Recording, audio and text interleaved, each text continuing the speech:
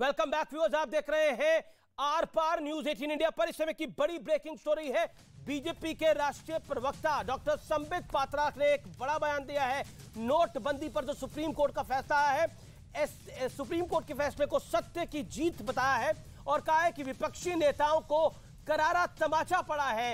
ये विपक्ष लगातार झूठ फैला रहा था, ये कहा है डॉक्टर संबित पात्रा ने। बीजेपी के राष्ट्रीय प्रवक्ता है, 8 प्रदेशों के कोऑर्डिनेशन कमेटी के भी वो हेड है।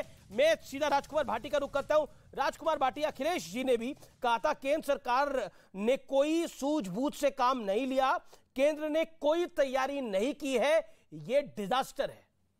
नहीं, पहले तो मैं स्पष्ट कर दूं बिल्कुल बेलाग तरीके से कि जो आज सुप्रीम कोर्ट का फैसला आया उसने भारतीय जनता पार्टी को और केंद्र सरकार को राहत दी है। वो ये इसमें जो है जो बोल रहे हैं बढ़ चढ़ के, वो उन्हें अवसर दिया है।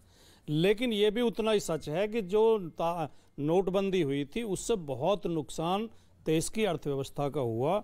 छोटे छोटे उद्योग धंधे लाखों की संख्या में जो उस समय बंद हो गए थे नोटबंदी की वजह से, वो आज तक चालू नहीं हो पाए हैं। जो गरीब लोग बेरोजगार हो गए थे, जो नौकरी करते थे, उसमें कर्मचारी थे उद्योगों में, वो बेकार छोटे दुकानदार चौपट हो गए। बाजार में आज तक रौनक नहीं है नोटबंदी के बाद। तो ये ठीक बात है कि सुप्रीम कोर्ट ने प्रक्रिया पर फैसला दे दिया कि प्रक्रिया में कोई कमी नहीं थी, लेकिन उसके जो परिणाम हुए वो भयंकर थे, इसमें कोई संदेह नहीं है।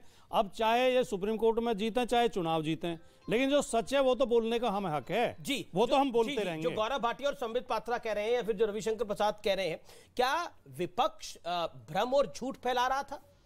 नहीं, विपक्ष का नैतिक धर्म है लोकतंत्र में। विपक्ष की जिम्मेदारी ही ये होती है कि सरकार की कमियों पे सवाल उठाए और जनता के दुख दर्द को सामने पेश करें। तो माननीय मोदी जी के जनता ने तो जिता दिया। देखिए, अभी आपने जैसे आपने उसमें जिक्र किया अपने शो में कि पेगासस पे सरकार ने आज तक ये जवाब नहीं दिया कि पेगासस उन्होंने खरीदा या नहीं खरीदा। नोटबंदी में इस बात का जवाब नहीं आया कि इसका लाभ क्या हुआ। जो मोदी जी ने इसके लाभ गिनवाए थे, क्या काला धन खत्म हो गया, क्या आतंकवाद की कमर टूट गई, क्या नकली नोट छपने बंद हो गए? ठीक है, डॉक्टर अजय आलोक, अगर कुछ सही नहीं हो रहा, गलत हो रहा है, तो सुप्रीम कोर्ट में भी जीत रही है मोदी की सरकार और या फिर कहें तो फैसला उनके पक्ष में आ रहा है, और जनता की अदालत में भी, जो सबसे बड़ी अदालत होती है। देखिए, जनता की अदालत में तो मोहर बहुत पहले ही लग गई थी ना। 2016 के बाद 2017 में उत्तर प्रदेश चुनाव में, उसके बाद विधानसभा, जैसे भी गौरव बता रहे थे, और आज तो संवैधानिक कोर्ट से मोहर लग गई है इसमें। देखिए, आपको इतिहास समझना पड़ेगा मिश, पर फिर भी यकीन नहीं आ रहा। डिमोनेटाइजेशन इस देश में आजादी के पहले नहीं आएगा ना उनको यकीन। उसका मैं कारण बता देता हूं आपको। डिमोनेटाइजेशन जब 1946 में अंग्रेजों के टाइम में हुआ था, उस वक्त नेहरू जी ने विरोध किया था। डिमोनेटाइजेशन दूसरी बार 1978 में हुआ था, जब मोरारजी सरकार में कांग्रेस ने बहुत मुखर विरोध किया था।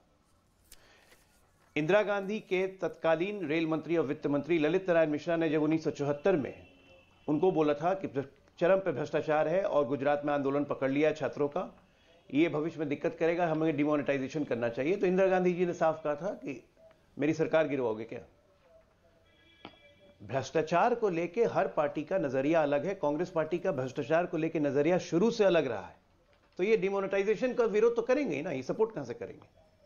आज की तारीख में सबसे प्रबल प्रश्न ये है कि 6 साल सुप्रीम कोर्ट ने लिए ये फैसला देने में, मुझे इस पर असहमति है, क्योंकि 6 साल सुप्रीम कोर्ट के कारण विपक्ष देश भर में भ्रम फैलाते रहा कि डिमोनेटाइजेशन एक गलत फैसला था, डिमोनेटाइजेशन एक गलत फैसला था। आज उसमें एक जज ने बोल दिया, जिससे मैं पूर्णतः असहमत हूं, उनके लिए पूरा सम्मान है, लेकिन उनसे मैं असहमत हूं कि इस पे कानून बनाना चाहिए था, लेजिस्लेचर ये अध्यादेश नहीं लाना चाहिए था।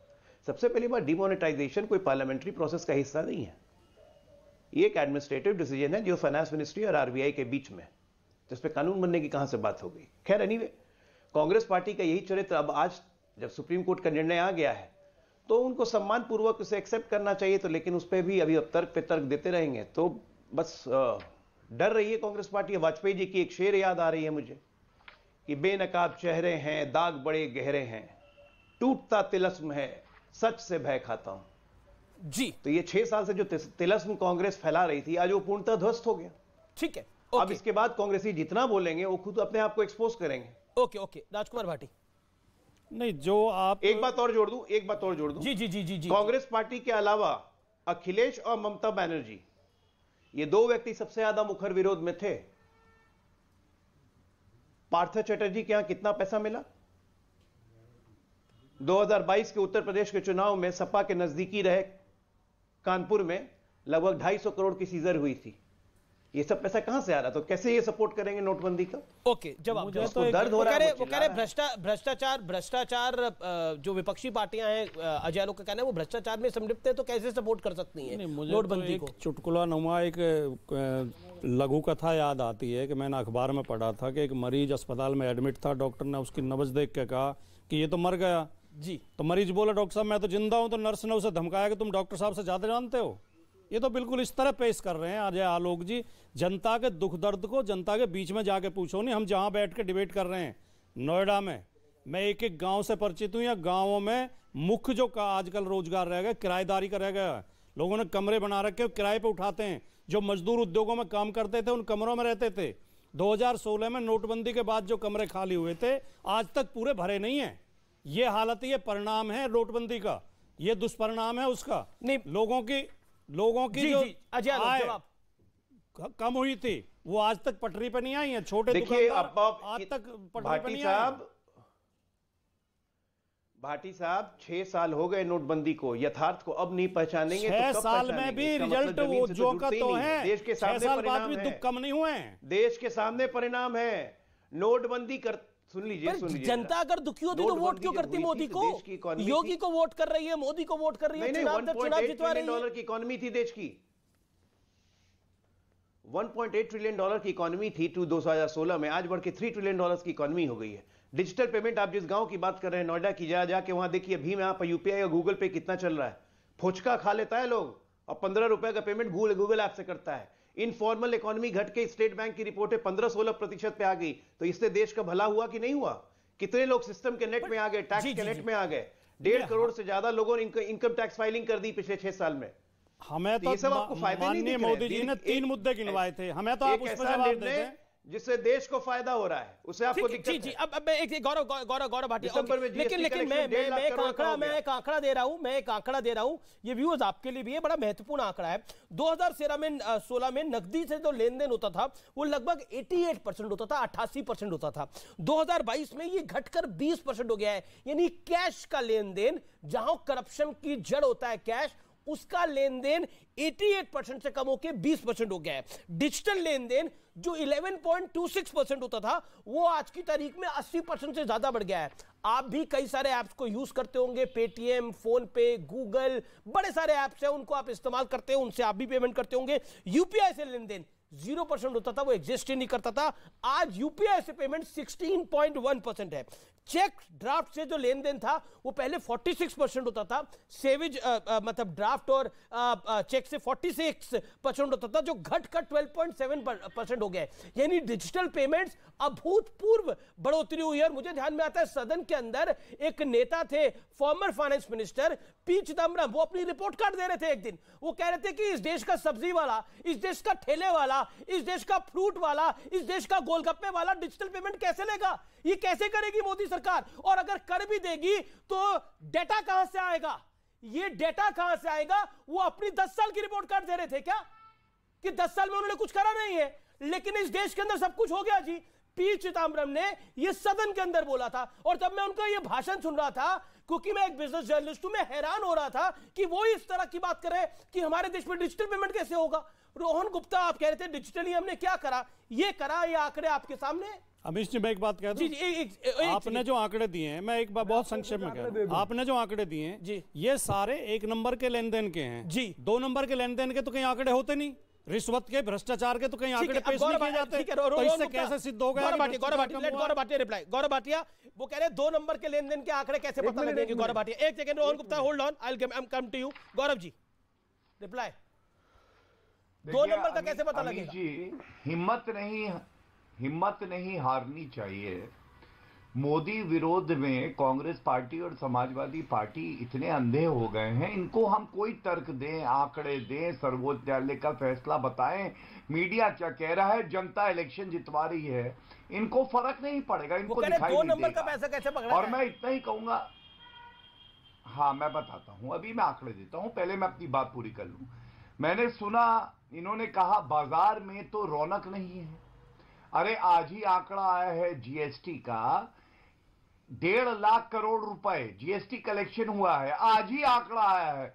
रौनक बाजार में तो है, लेकिन अखिलेश यादव और राहुल गांधी के चेहरे की रौनक उड़ गई है। ये उस रौनक की बात कर रहे हैं। दूसरी बात, आप बताइए, ये कहते हैं जनता खुश नहीं है, चुनाव हम जीतते हैं।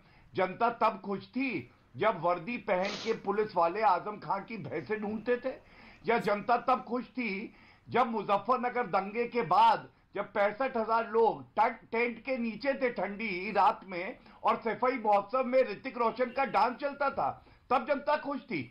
और कांग्रेस पार्टी के ऊपर मैं आता हूं, देखिए आप, इनका वक्तव्य क्या था, इनका वक्तव्य ये था, गलत आंकड़े कभी नहीं रखने चाहिए। इन्होंने ये बात कही है। एक राजकुमार भाटी को दिखाना चाहते हैं, रोहन गुप्ता शांत, बात पूरी करना चाहता हूं। सत्ता का नहीं, आपका बहुत लंबा हो गया। सत्ता का मद आदमी को कितना अशिष्ट बना देता है, इसका उदाहरण देखना है तो गौरव भाटिया को देख लें।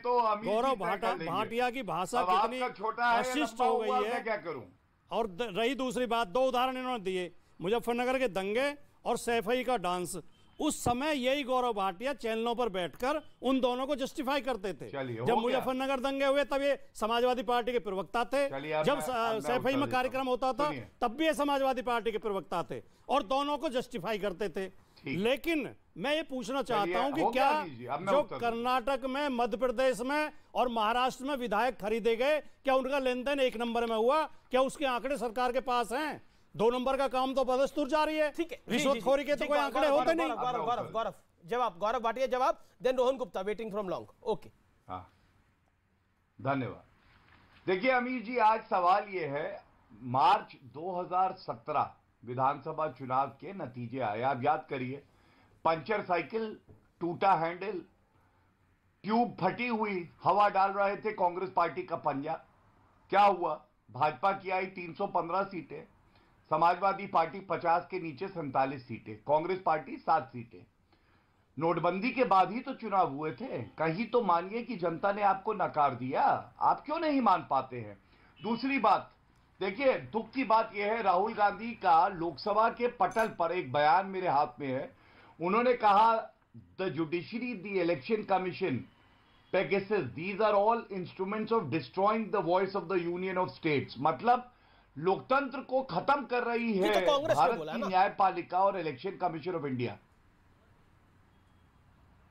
ठीक है, तो अमीर जी, मेरा आज ये सवाल है, एक नागरिक होने के नाते और भाजपा का प्रवक्ता होने के नाते और एक अधिवक्ता होने के नाते, किसी देश की सर्वोच्च अदालत क्या लोकतंत्र को खत्म कर सकती है? ये पॉइंट आपका बड़ा राहुल गांधी का दिवालियापन दिखाता है। इसका जवाब शक की नजरों से देखो आप संवैधानिक संस्थाओं को, कितना दुखद है। ठीक है, रोहन गुप्ता, क्या सर्वोच्च न्यायालय पर भी राहुल गांधी जी को यकीन नहीं है? जो बात ये कोर्ट कर रहे हैं, क्या आपको लगता नहीं है कि इस तरह की बात कर कोई पॉलिटिकल फायदा होता है? क्योंकि अगर आप सर्वोच्च न्यायालय पे भरोसा नहीं करेंगे, देश के लोकतंत्र पे भरोसा नहीं करेंगे, इलेक्शन कमीशन पे भरोसा नहीं करेंगे, तो कैसे चलेगा? और सर्वोच्च न्यायालय पर सवाल क्यों?